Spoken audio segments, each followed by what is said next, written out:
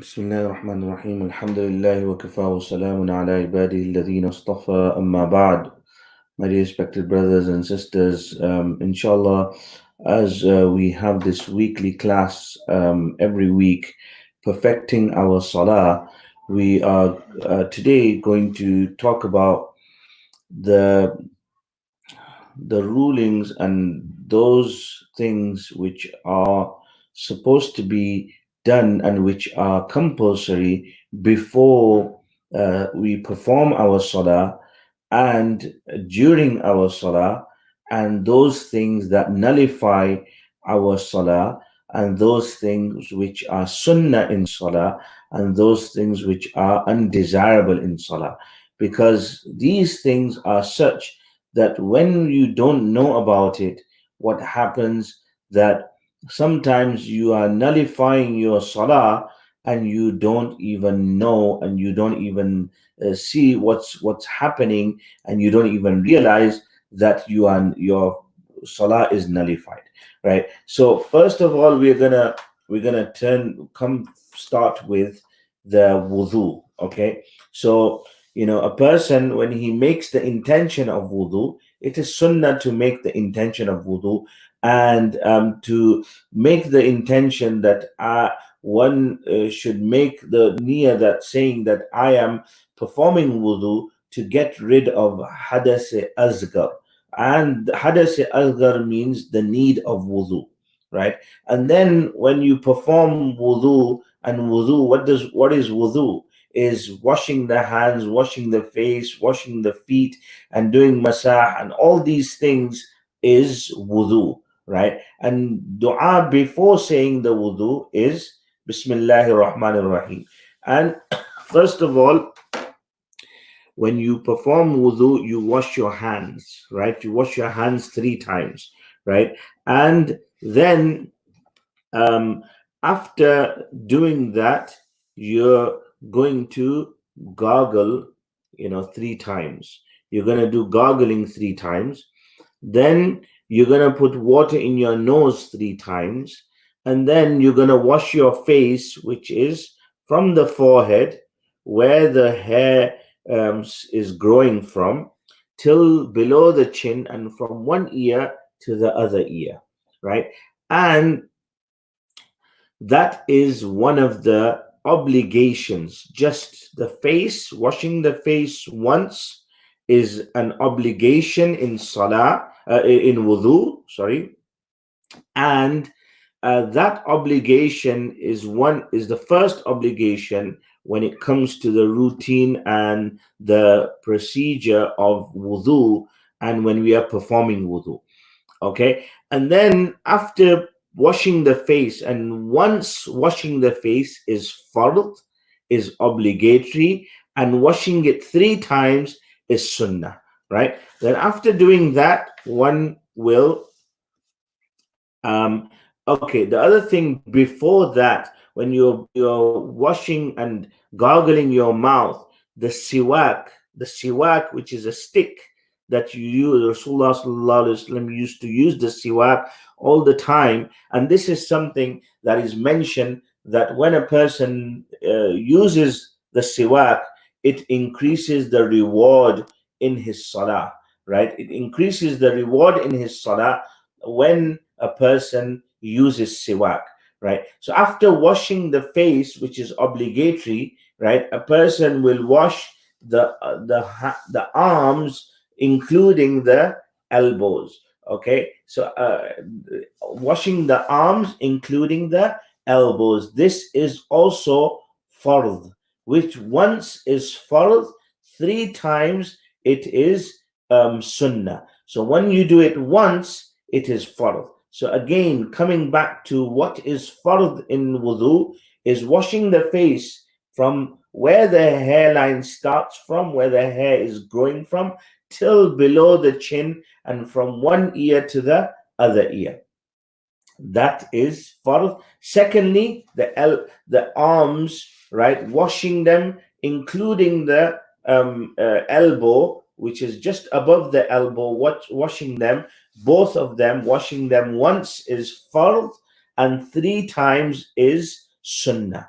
Okay, thereafter, a person, we have to do the masah. Okay, so when you do the masah, right, you are okay. The other thing very important is, like, for example, when you do the khilal of the fingers, so that the water reaches in the middle of the fingers, that is sunnah, that is not fard, but making sure you're doing it. Again, when you do wudu, it's very important that you either do it once, which is fard, right, which is compulsory, and when you do the compulsory, then you are able to perform salah. You have done ablution, you have done the wudu. And if you don't and when you do it three times, it is sunnah. Don't exceed three times. And when you exceed three times, you are going against the sunnah, and you are performing. Sometimes people get into doubt that, oh, did this part get wet, did this thing. You've washed it once, that's obligatory. You washed it the second time, and then the third time, three times, it becomes sunnah. Then you do the masah. One third of the head's masah is fard. Okay, so when you put your hand like this on your forehead, on your head, on your hair, is one time, is sunnah. And then when you do it, where the entire head, you do it in this manner, and then bring the palms on the side, use the fingers for the ears, and then use the other side of the hand for the back of the neck. In this way, you are using your entire hands in washing and doing the masah. Masah means to put a wet hand over something, which is called masah, right? And this is doing it one third of it, or doing one third of it is fard, and doing the entire head is sunnah. Okay, we need to understand that. Then after doing that, the sunnah also is the khilal of the beard. Somebody who has a heavy beard, they need to do the khilal of the beard in this manner, right? This, doing all this is all sunnah to do, as I mentioned. And then washing the feet, to including the ankles of the feet, washing the feet, including the ankles, one time is fard, is obligatory. And uh, two time more than one time is sunnah.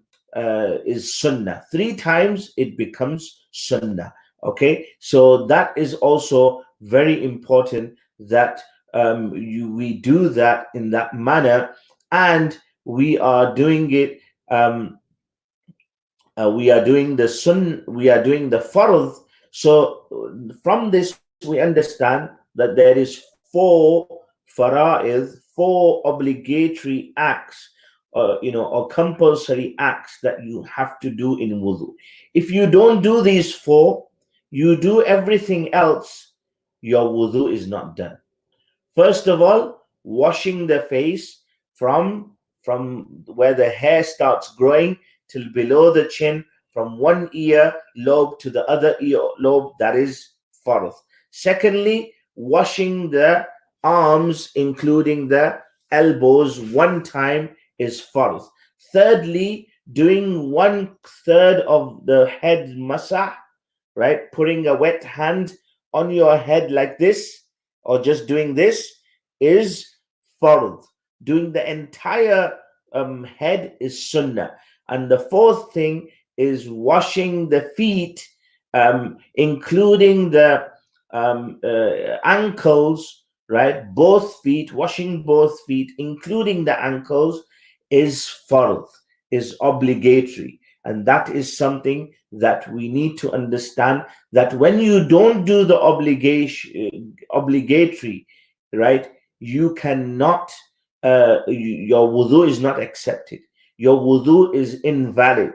You can do the entire wudu, but if you don't do these things, right, these four things, your wudu is not complete, and is not valid. So then the other part is, um, okay, if anybody has any questions as well, please feel free to comment, and inshallah ask your questions whilst I'm doing this, and inshallah, I will try to answer the questions as well. Okay, then whilst you are doing wudu, there is du'as that you read. There's one beautiful dua here.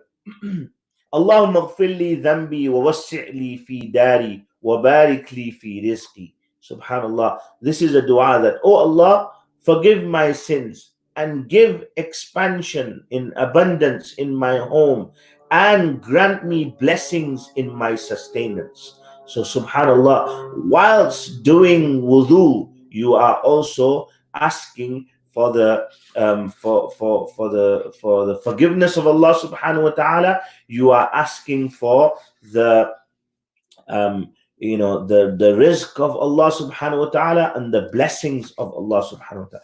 Also, one important thing when you are washing your feet is doing the khilal of the fingers, making sure that all in between your toes, that your fingers are wet and are being washed properly in this manner, with the small finger doing it in that manner.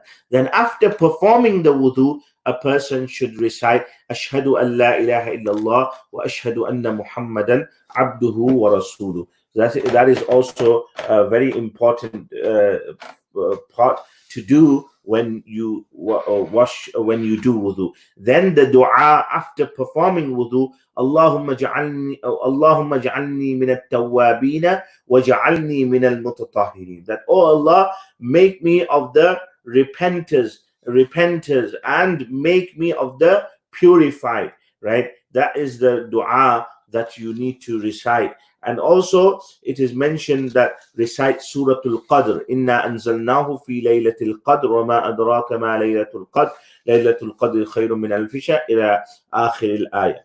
So the fara'id I already mentioned, the obligatory acts that I mentioned, which are four, right? Four: washing the face, washing the arms, and including the elbows, or doing the masah of 1/3 of the head, and washing the feet, including the ankles. That is the four fara'id. Now let us look at the sunnah. There are 13 sunnah in wudu, right? And this is, wudu will be complete, right? But the reward, the full reward, a person excuse me, will not receive if you don't perform the sunnah, right? So the full reward, receiving the entire reward, receiving the complete reward for the wudu that you are doing, you need to try to do the sunnah as well. So the first sunnah is making intention, right? Second sunnah is saying Bismillah before you start. Washing of the hands 3 times until the wrist. That is also sunnah. Brushing the teeth with miswak, the stick which I mentioned, doing. Gargling 3 times. Passing water into the nostrils 3 times. Right? Khilal of the beard, khilal of the fingers. This is also sunnah. Right? Khilal of the fingers and the toes, which I mentioned, that's also sunnah. That is the 8th one. 9th one, washing of each part 3 times. So when you wash each part of the wudu, the limbs of wudu, which you have to wash in wudu, washing them 3 times is also sunnah, right? Masa of the whole head once is sunnah, right? Masa of both the ears, doing the masa of the ears is also sunnah. Wudu done systematically. So when you do the wudu systematically, first doing gargling, then the nose, then the face, then the arms, then the masah, then the feet. This is all doing it systematically. is also sunnah. Washing of each part one after the other without pausing, so no parts dries up before the wudu is completed. So washing each part, one after the other, is also sunnah, right? So that you're not washing one part and then talking with somebody, and then by by the time by the time you wash the next part, the first part is already dry. No, so that also is against the sunnah. And then that is the 13 sunnah of wudu, right? The items mustahab in wudu, which are optional. When you do these, you will get more reward, right? To begin from your right side, when you're washing your face as well, you are doing the right side, and then towards the left side, to make masa of the nape. So to make masa of the nape is also mustahab. To not to take assistance from anybody, right? If somebody doesn't take, when you don't take assistance from somebody, that's also mustahab. To face the qibla is also desirable, right? To sit on a high and clean place is also desirable, right? So these are, one is the obligatory acts. Second is the sunnah that we mentioned. Now, third, we mentioned those which are desirable. Now, let us go on those which are undesirable.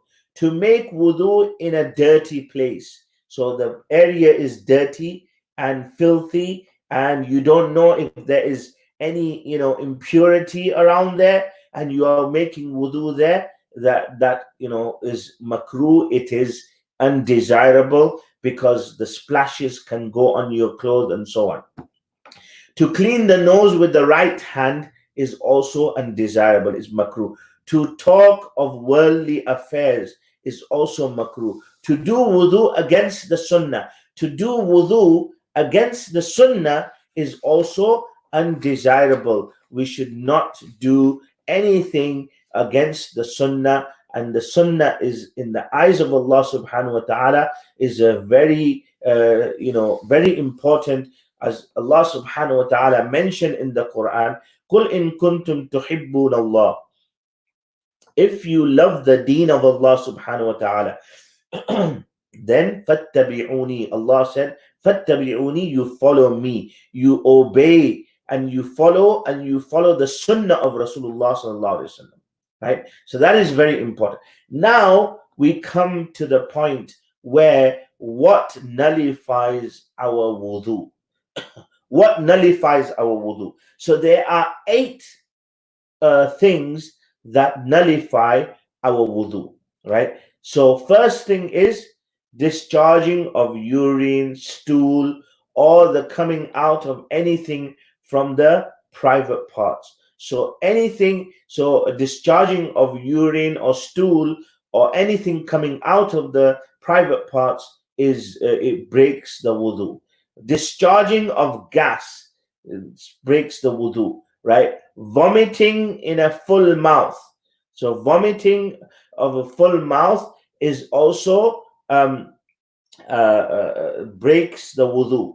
Okay, to fall asleep laying down or by resting the body against something. So if you rest the body against something, or you're sleeping, you laying down and you're sleeping, then that will break the wudu.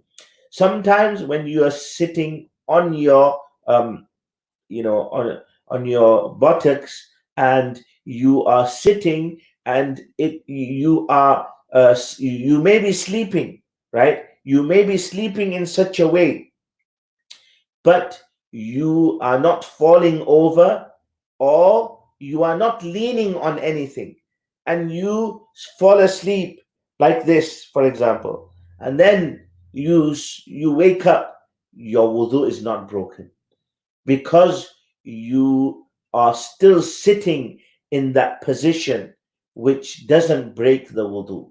Okay, and it is not something that breaks the wudu in that sense. So okay, falling asleep laying down, okay, laying down, or by resting the body against. So if you're resting the body against the wall, or against a pillar, or against the sofa, for example, and if you were to move that sofa, you would fall.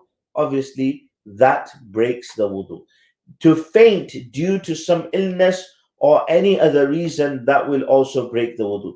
Become insane or going mad, that also breaks the wudu. Laughing aloud whilst in salah. So whilst you are in salah and you start laughing, right, you start making these noises, any noise of laughter, right, if you hear it, this person next to you hears it, right, that will break your salah and will also break your wudu. Flowing of blood or matter from any part of the body, flowing of blood, when blood comes out of your body and it's flowing, it's not still, then this will break the wudu. Okay. Now, I was saying, if you need any to ask any questions, feel free to ask any questions. Excuse me. لا حول ولا قوة إلا بالله. If you need, there are some rules which I'm going to mention, right? If blood or matter uh, does not move from the place of the wound or sore, wudu will not break, right? So as I mentioned, that if you are bleeding from one place, you are bleeding from here, and the blood does not flow from that place, so wuzu will not break, and wudu will only break if the impurity flows out of the wound or sore. Or for example, sometimes people have spots, and the pus, for example, you pop the spot and the pus comes out and it moves from its position, then that will break the wudu. If clots of blood come out of the nose while blowing it, wudu will not break. Wudu will only break if the blood is in the fluid state. If the blood is in the fluid state and blood clots come out of the wudu when you blow your nose, then the wudu will not break unless it is flowing blood out of your nose. Okay. If a pimple has been burst in the eye, then the wudu will break. Then the wudu will only break if the fluid that comes out of the pimple flows out of the eye. So in the same way, like for example, you have a zit over here, you have a spot, and you pop that spot, and the pus or the blood comes out of it. In the same way, if it's in the eye and you do that, and if the fluid comes out of it, then the wudu will break. If the blood is in the saliva is more than the saliva, wudu will break. Therefore, if one's saliva is reddish because of blood, wudu will break. So the ratio of saliva, if the saliva is more whiter than the blood, uh, then the wudu will not break. But if the blood is in the saliva more than the saliva, then the wudu will break.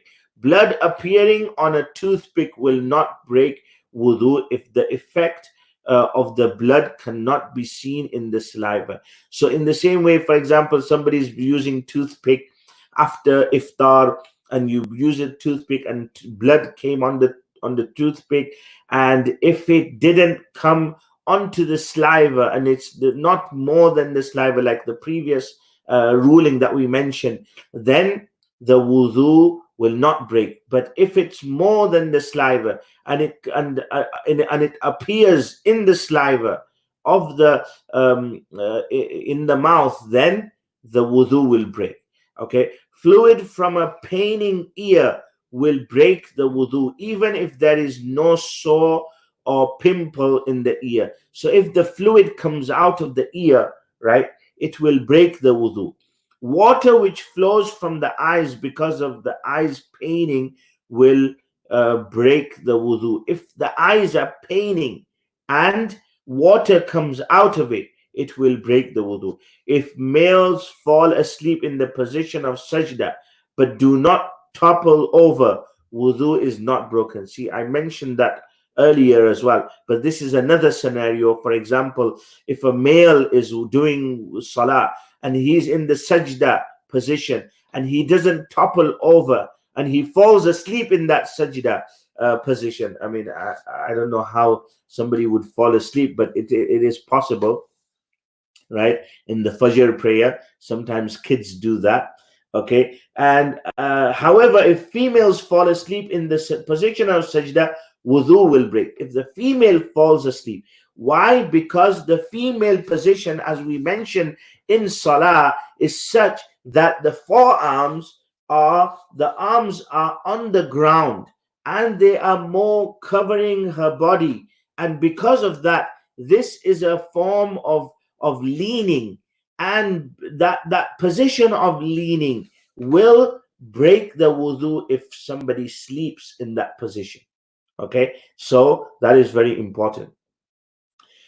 A doubt will not break wudu. One remembers that wudu was made but cannot remember if the wudu has broken.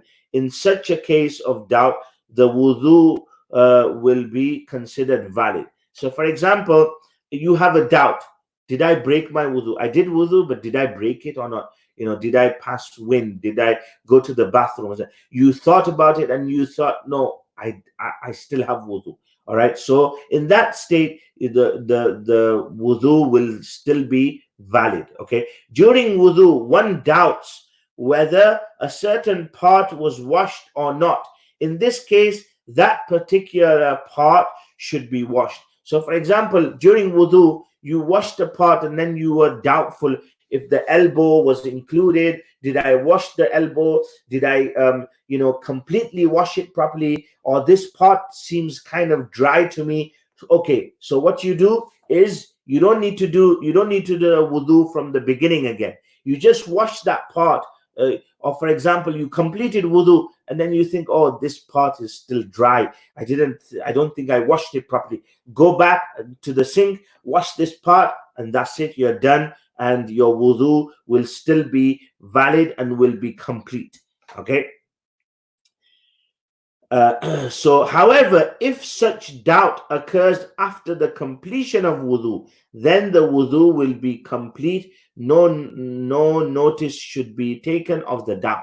Okay, so after completing the wudu and you have doubt, so you don't, the wudu will still be complete, and you remove that doubt by saying that no, my wudu is complete.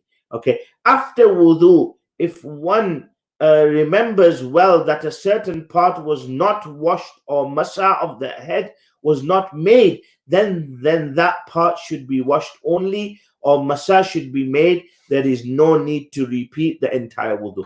Okay, again, that when you have doubt, you're removing that doubt that yes, I surely did wudu, and I did complete this part of the wudu, and alhamdulillah, it's okay. But after doing wudu, you completely sure that you didn't wash a part properly, or you can see on your body that this part is left dry, and oh, I forgot to wash my arms, oh, I forgot to do masa. So you quickly do masa and you complete that part. You don't need to complete the entire wudu.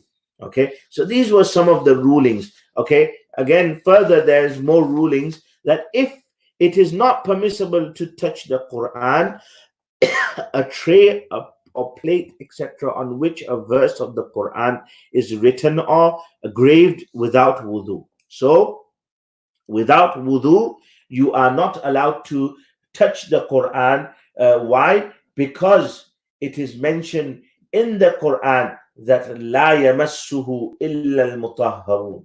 Right? لا يمسه إلا المطهرون, meaning that the Quran is such a sacred book of Allah subhanahu wa ta'ala that you cannot touch it without wudu.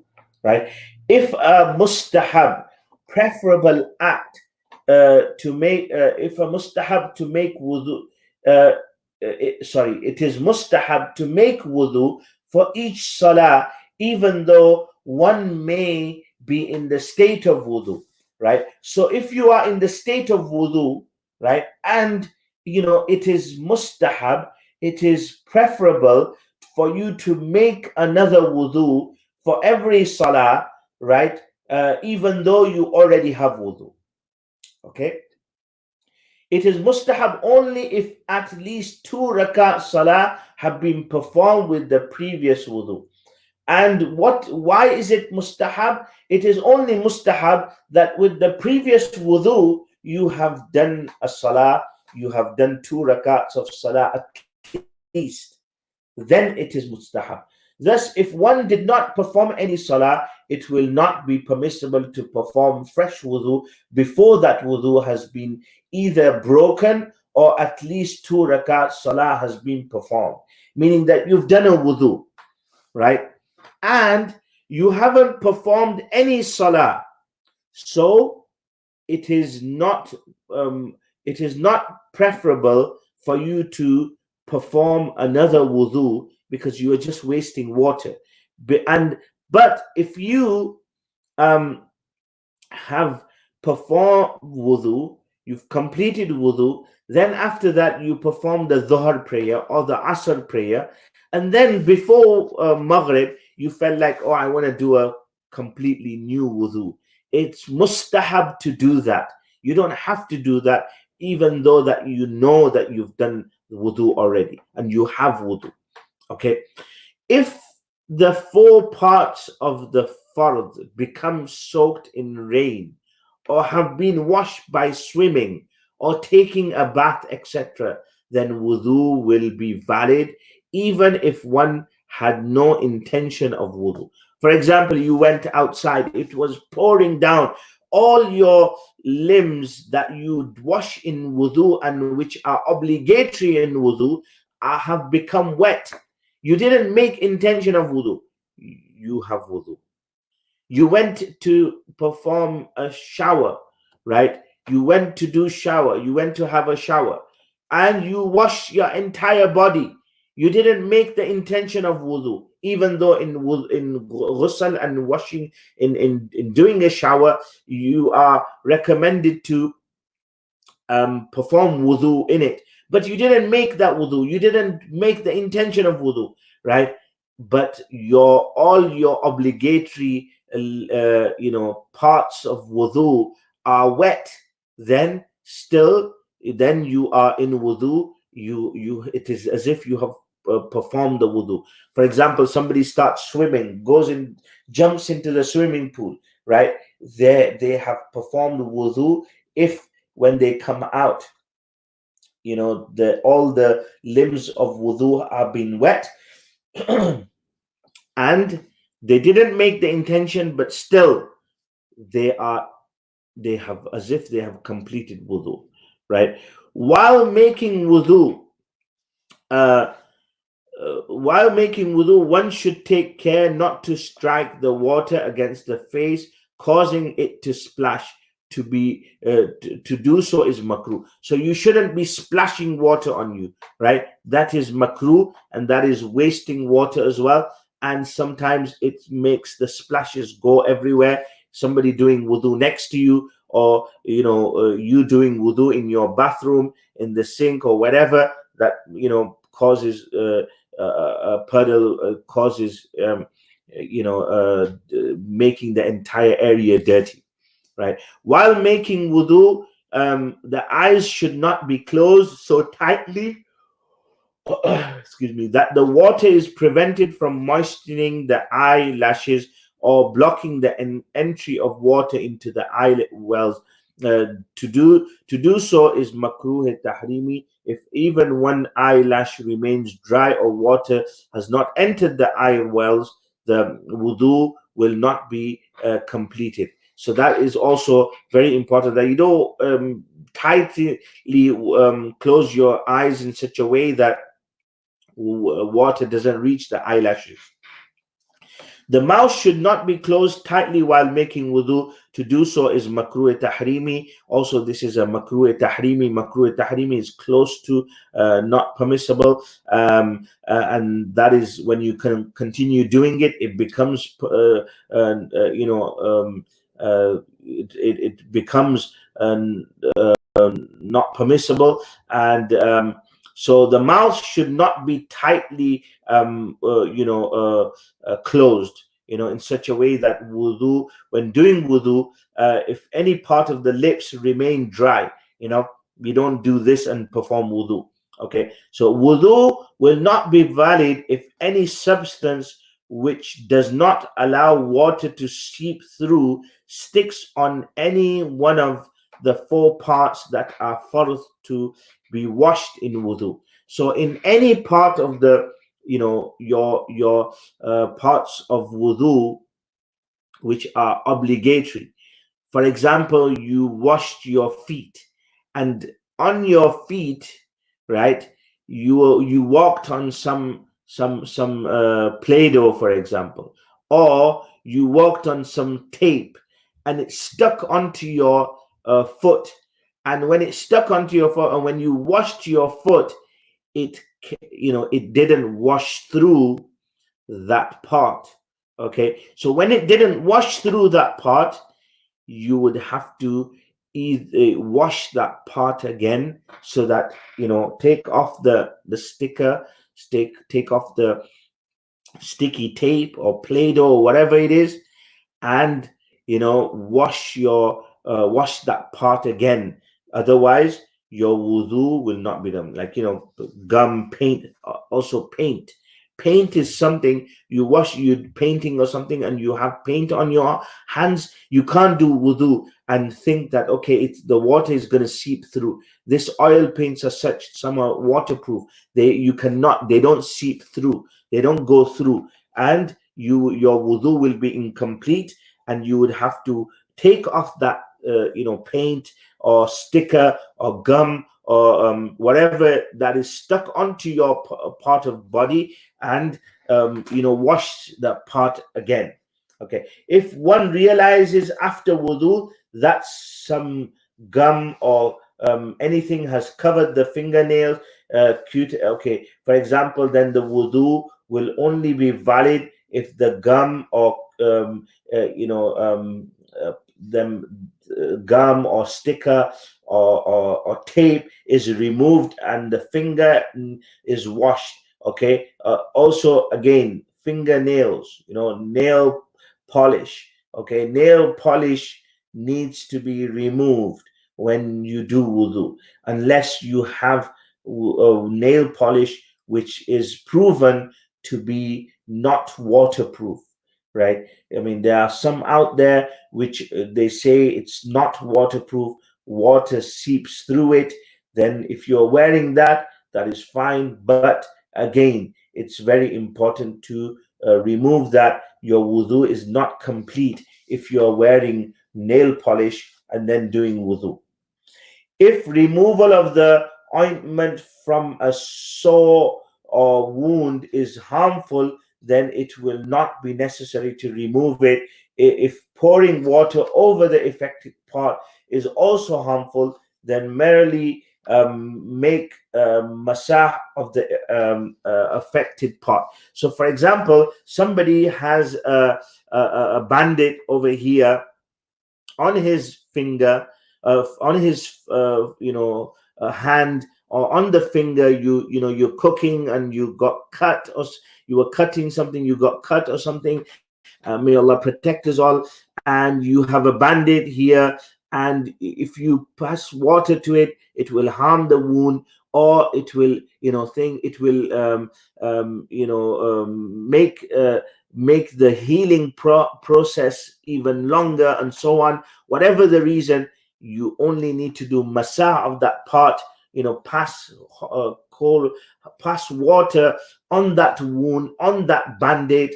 And for example, somebody has a casket on because of broken wrist or broken arm or anything, just passing water through that, you cannot wash that casket. It's not washable. You have something over it, and you just wash it with you just pass water over it, do masah over it, then that is also permissible to do, and you don't need to take that band-aid off, and so on. If you can take the band-aid off, there is no harm. The wound has healed. there is a skin layer of skin already on it, and you can take it off. You can do, wash it, and you don't need to do masa on it.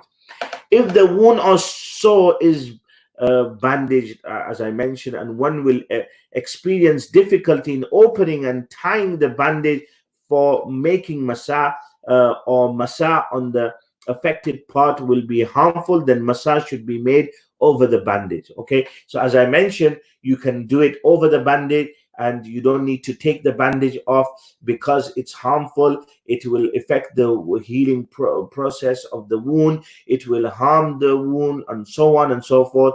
And because of that, you are doing masa over the bandage. If this difficulty does not exist, then it will be necessary to open the bandage, plaster, meaning the bandage, etc., and make masa on the affected part. So if taking out the bandage uh, doesn't affect the wound, it doesn't hurt the wound, it doesn't make the healing process longer, then you should open the bandage, and then wash the limb that is obligatory to wash. If it is best to make masa over the whole of the upper surface of the bandage. It is wajib to make masa of more than half the bandage, etc. If only half or less than half the bandage was covered by masa, the wudu will not be valid. So, for example, you have this entire part of your arm which is obligatory to wash in wudu. So you just do, and you have a bandage on it, you have a casket on it, and you just put your wet hand over this part of it. Just do a little bit of it. That doesn't that doesn't validate the masa, and the wudu will be not valid. You have to do most of the part of the masa, meaning just wet hand, go over the entire of it, over 3/4 of it, then the masah will be valid, right? That's very important. After making masah, if the bandage, plaster, etc., comes loose and it is released and the affected part is healed, then the masah made will not be valid. It will now be necessary to wash the particular part. It is not necessary to renew the wudu. Okay, so for example, you did masa and you saw that it's healed already, and the bandage is coming off. The bandage you've taken off, or it's kind of loose and it's coming off, and it's not harming you. If you use water and you wash that part, then you should take off the bandage and wash that part. If the beard is thick, then it is not farz for the water to reach the skin under it during wudu, right? So somebody has a very thick beard, and it is not compulsory for them to completely make sure that the entire beard inside is all wet and dripping water. No, it is not compulsory to do that. If the beard grows sparsely so that the skin under it can be seen, then it's farz for the water to reach the skin as well. If it's not that thick and the skin is visible, then it's very important that the water reaches the skin of the face, right? But if it's so thick and the beard is all thick around, so it's not compulsory for you to make sure that the water reaches the skin. Liquid that comes out of the eye while yawning does not break the wudu. Like you're yawning and the liquid comes out of, see, La hawla wa la quwwata illa billah. We said yawning and I'm yawning. Subhanallah. La hawla wa la quwwata illa billah. Right? That is from, yawning is from shaitan. Right? That's why you say La hawla wa la quwwata illa billah. Liquid, so fingernails should be kept short. Dirt accumulated under long fingernails. Wudu and ghusl will not be valid if the dirt is of of such a nature that it does not allow water to seep through. It is also against Islamic hygiene, tahara rules, to keep long fingernails and to allow dirt to accumulate under them. So that is also very important. To have short fingernails is Jummah today. It's very important that you cut your nails, right? So to have long fingernails and to have dirt accumulating under the fingernails, that will also not make that part of the body and of the finger to seep water through it. And when that doesn't happen, then the wudu will be incomplete, and you have to make sure that your nails are short and are cut properly so that the water seeps in and it will wash the nails. Sisters sometimes use like have big nails, and because of that, sometimes the fingers are not washed properly in wudu, and it will not complete your wudu, and it will be invalid. So make sure that we perform cut the nails properly, so that the water seeps through, and dirt is not accumulated there, and it gives the water to seep in. The other important thing is that the odor of cigarettes, cigars, raw onions, etc., is offensive to both the Muslim musallis, the person performing wudu, and the malaika. If one has smoked, then the mouth should be thoroughly washed before entering the masjid. So when you're doing wudu, right, these are very important things. That's having smoked, having a cigarette or cigar or any odor from the mouth is disliked by people who are standing next to you in salah. And also, this is a part of wudu where when you are doing gargling, you are washing your mouth thoroughly. You are washing it so the odor of the cigarette and cigar or anything else can be removed. The odor of onions or garlic that is mentioned in the hadith of Rasulullah sallallahu alaihi wasallam, or anything related to that, is we should make sure that we remove that odor from our mouths, before whilst doing wudu, so that when we go to do salah and when we go into the masjid and perform the salah, then we are doing it correctly, and we don't have that odor that removes that is disturbing to the malaika and also disturbing to fellow Muslim brothers and sisters. So inshallah, that is something that we have done, and we have completed the 4 fara'id of wudu. What is makruh in wudu, what is mustahab in wudu, what nullifies the wudu, right, what breaks the wudu. And it's very, very important that we know what is the sunnah of wudu, and it's very, very important that we know what things nullify the wudu. Sometimes we don't even know that, right? Our children, we need to teach our children, the youth. It's very important for our youth to know what nullifies the wudu, right? So all these things are very, very important that we learn that thing. So the wudu is complete now. Now we are going to go on to ghusl, right? Bathing, how to do the proper Sharia bath and how to perform the bath, right? What is the fara'id of bath?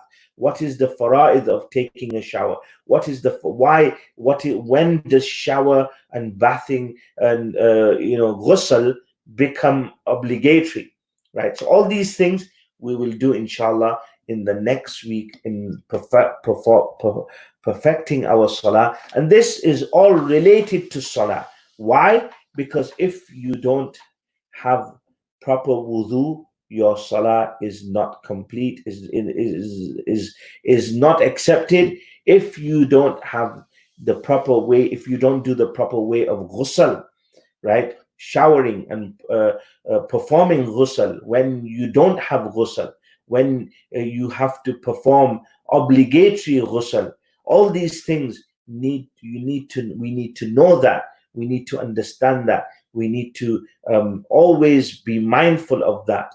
And then your salah is incomplete. Your salah is not accepted, right? Because it's very important that you yourself are pure and you have wudu. You have done wudu correctly, and then you are performing salah, right? And you are standing in front of Allah subhanahu wa ta'ala. You are in the court of Allah subhanahu wa ta'ala when you are standing in salah. So we pray to Allah subhanahu wa ta'ala that Allah accept our ibadat, and may Allah give us the ability to do our ibadat in the perfect manner, right? In the proper manner. To know these things is very important. We don't say, oh, Allah is Ghafoor Rahim and Allah will forgive us and Allah will forgive our shortcomings and our mistakes. But on the other hand, we are not learning what nullifies the wudu, what is obligatory on wudu, in wudu. Sometimes people say that, and people don't know what is obligatory in wudu, and he said, oh, I did everything, I know how to do wudu, but I don't know the obligations of wudu. I don't know what is compulsory in wudu, right? So that means you don't know wudu, right? You don't know how to do wudu. So I know how to perform salah, right? But I don't know what the obligations of salah is, right? So it's very important that we know this. Okay. So, and again, if anybody has any questions, please feel free to comment, and inshallah I will try to answer them. If not today, the next time, but I will try to answer them now, if possible. So if anybody has any questions, please feel free to ask.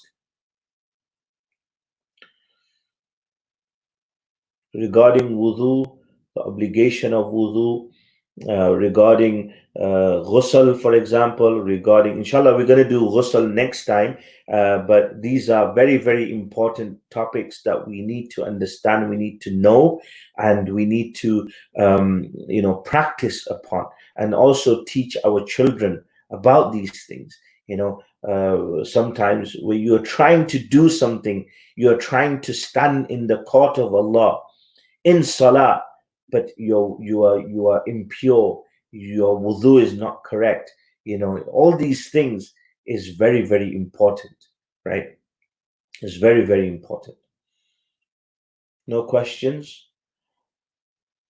Okay, inshallah. If anybody has any questions, feel free to ask. Again, I'm going to give you a few minutes. Anybody who wants to ask, they can type their questions, and inshallah we'll try to answer them. No,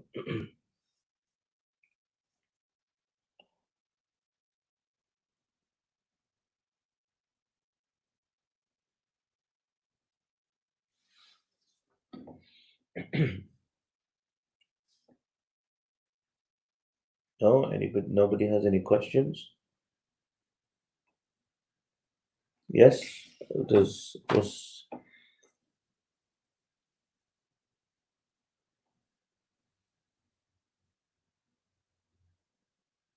okay. Okay, then inshallah, if nobody has any questions, inshallah, we will continue next week. Jazakallahu khair. Okay, do I need? Okay, yeah. If you fall asleep, okay, we already mentioned this question in the question in the masail, in the rulings. For example, if you are sitting cross-legged and you are your your backside is on the ground, right? You are not leaning on anything, right? Then, and you fall asleep, right? Just say, for example, you're sitting like this and you fall asleep. You go like this and you fall asleep. You're snoring. You're in your sleep. You're dreaming, right? But your backside, your buttocks are on the ground, right? And you are not leaning on anything. Then your wudu is still valid. Your wudu is not broken. But if you're leaning on a pillar, just say you are leaning against the wall and you fall asleep, then your wudu is broken. You are leaning against the sofa, or I'm leaning on this chair and I fall asleep, then my wudu is broken. Okay. I hope that answered the question. Okay. Other question: if there are any dry areas of arm, does wudu count, or on feet? Okay. So we also mentioned this question as well, that if any dry part, you've completed wudu and you saw that there is a dry part that is left on your forearm, on your arm, on your feet, right? So what you do is you quickly go and wash that part, right? Wash that part quickly, and you complete. And yeah, even unintentionally, it doesn't matter. Unintentionally, you have left it dry. For example, sometimes you quickly do wudu, you forgot to wash your arms. So you quickly and you realize as soon as you completed the wudu, you go to the sink again, you wash your arms, and that's it. Your wudu is complete. Okay. So yeah, to the dry parts is unintentional. You originally rubbed water on arms and feet. Yeah, you washed it. You thought you washed it completely, and sometimes near the ankles, just above the ankles, or just below the ankles, just the heel, for example, the heel sometimes stays dry, and because of that, you realize afterwards, or somebody pointed it out to you, that your heel seems dry. Sometimes that happens, and you just go back to the sink, you wash that part, and your wudu is complete.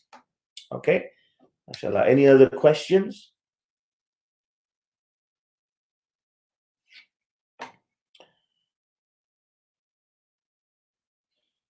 No more questions. Any other questions? Please feel free to type. I'll be waiting, and again, if somebody wants to come on, I can invite them as well. And they want to come on audio.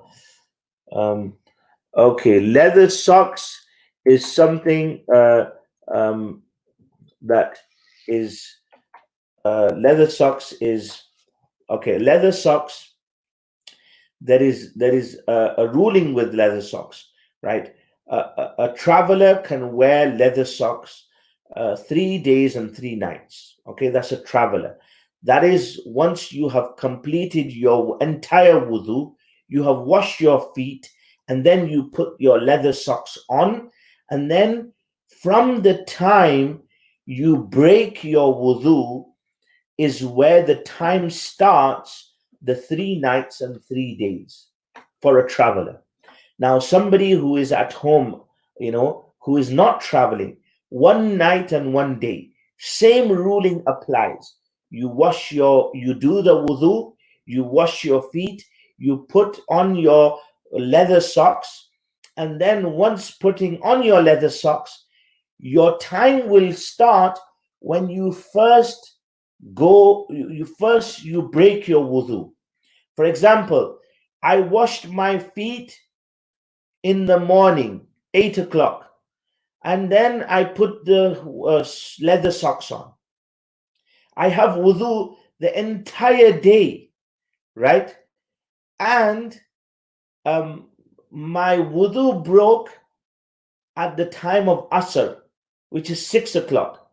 My wudu broke at 6 o'clock, so my time for 1 day and 1 night for my masa, or permissibility of doing masa on my leather socks, starts from 6 o'clock till the next day, 6 o'clock.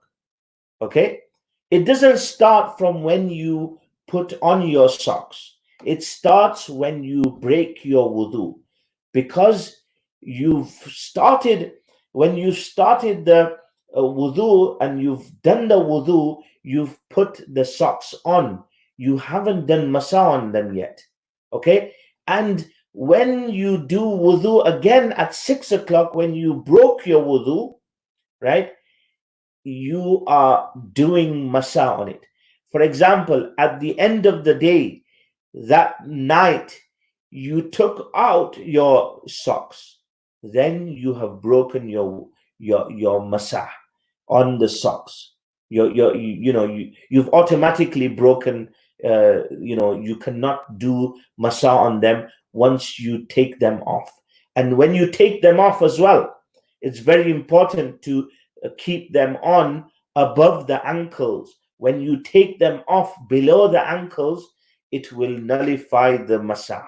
You would have to take your socks off and do wash your feet again and then put them back on. Okay. Any more questions?